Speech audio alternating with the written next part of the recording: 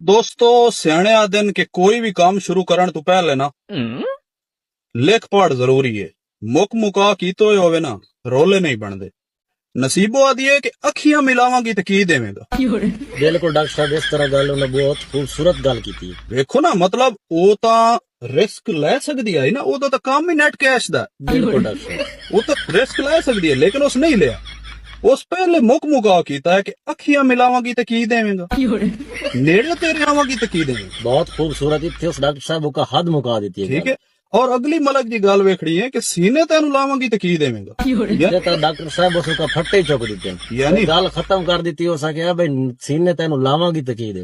हर कारोबार की परसेंटेज होंदी है। मुक मुका उस कीते बगैर काम नहीं शुरू किया, हालांकि वो अल्लाह तवक्कल कर सकती है बिल्कुल डॉक्टर साहब मगर उस नहीं किया। और एंड ते वेखो नतीजा वेखना कि वो आदि है कि सुबह घर जावांगी तो की। बहुत खूबसूरत गल की थी उन्हें। ठीक है ना, यानी नाइट शिफ्ट हो गई ना, पूरी रात दी वर्किंग है, ओदा पे आउट भी तो ज्यादा होना ना। बिल्कुल डॉक्टर तो यार अगर नसीबो लिख पढ़ तू बगैर मेरे नाल मोकला सोनिया, मुक मुका तू बगैर नसीबो नहीं शुरू किया, हालांकि ओदा तो काम भी नेट कैश दा। बिल्कुल डॉक्टर ते यार तुसी अगर ये पहले लिख लिखा कर लिया करो, मुक मुका कर लिया करो तो तुहाडे रोला ही ना बन सन। तो कोई आप भी समझ गया करो कि हर गल तुहानू मैं समझावनी।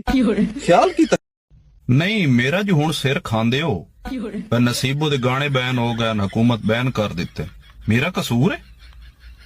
वो मैं तो पिछले 8 महीने तो खपन लगा भाई कदर कर लो, यदि कदर कर लो तो कुछ आप भी सीख लो। हर गल मैं तो तुहानू नहीं समझावनी। वो कली मनाइल मलिक बिचारी किथे किथे अपड़े, उस तो हर रंग च एहतजाज रिकॉर्ड कराया नहीं, लेकिन ओदा की अंजाम होया? तुसी लोग सुते रहो भाईजान, भंग पी के सुते रहो। मैं तुहानू खबरदार कीता ही, मैं तुहानू दस्या ही कि डॉक्टर अब्दुल कदीर खान नाल की होया। नसीबो दी आवाज नूं खामोश करा दिता जाना, ये कुलियात ते पाबंदी लग जानी। मैं तुहानू पहले दा दसण लगा ते हुण तुहाडी हाल है जने जी ओदे बैन हो गए।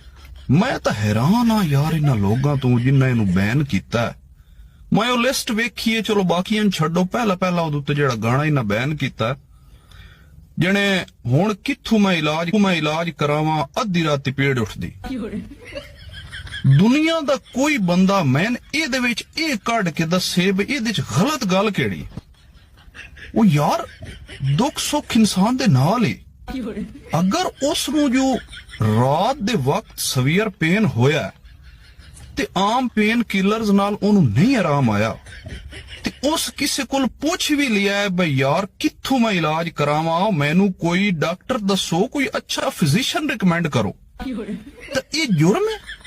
इस जुर्म दी पादाश च ओनू बैन कर दिता गया। सुत्ती हुई कौमां नाल हुण पिट्टो बह के मेरा सिर ना खाओ। ठीक ਅੱਛਾ ਹਿਸਾਬ ਲਾ ਵੀ ਆ ਵੱਡੇ ਭਰਾ ਨੂੰ ਜਿਹੜਾ ਜ਼ਿੰਦਗੀ 'ਚ ਜੋਤ ਫਿਰਦਾ ਹਨਾ ਵੀ ਉਹ ਸਾਰਿਆਂ ਨਾਲ ਪਹਿਲੇ ਜਵਾਨ ਹੋ ਜਾਂਦਾ ਤੇ ਉਹਦਾ ਰਿਸ਼ਤਾ ਦੇਖਦੇ ਆ, ਰਿਸ਼ਤਾ ਨਹੀਂ ਲੱਭਦਾ, ਆਖੇ ਮਕਾਨ ਨਹੀਂ ਸਿੱਧੇ ਹੈਗੇ ਤੇ ਉਹ ਵਿਚਾਰਾ ਮਕਾਨ ਸਿੱਧੇ ਕਰਨ ਲੱਗ ਪੈਂਦਾ ਜਦ ਨੂੰ 40 ਕੁ ਸਾਲ ਉਮਰ ਹੋ ਜਾਂਦੀ, ਉਦੋਂ ਜਾ ਕੇ ਉਹਦਾ ਵਿਆਹ ਕਰਦੇ ਆ ਤੇ ਜਦ ਨੂੰ ਛੋਟੇ ਜਵਾਨ ਹੋ ਜਾਂਦੇ ਫਿਰ ਉਹ ਛੋਟਿਆਂ ਦੇ ਵਿਆਹ ਦਾ ਸੋਚਣ ਲੱਗ ਪੈਂਦਾ ਤੇ ਉਹ ਬੁੱਢੀ ਉਹਨੂੰ ਕਹਿੰਦੀ ਵੀ ਇਹ ਕੀ ਤੂੰ ਕਰਦਾ ਪਿਆ।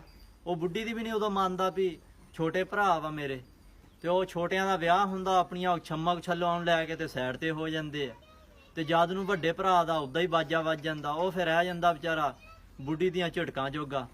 ਉਹ ਬੁੱਢੀ